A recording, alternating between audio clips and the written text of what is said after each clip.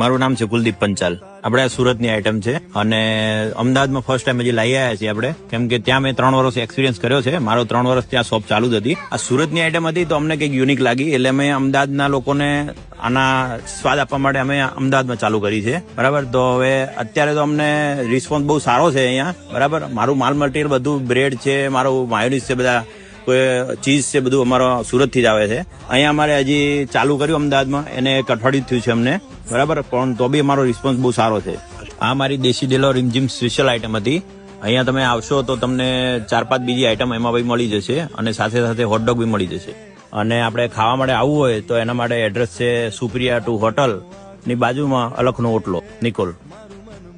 મારું નામ છે કુલદીપ પંચાલ.